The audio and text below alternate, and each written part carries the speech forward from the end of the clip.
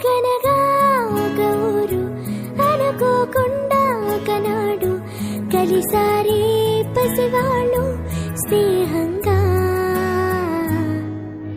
సంతోషమంతా రెక్కలుగా రివంటూ ఎగిరే పక్షులుగా ఆకాశమంతా ఆటాడుకుంటూ ఉన్నారు సరదాగా.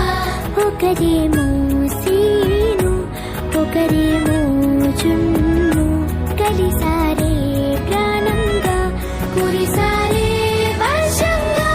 పాటేమో సీను ఆటేమో జున్ను ఒకటై ఎదిగారే మధురంగా.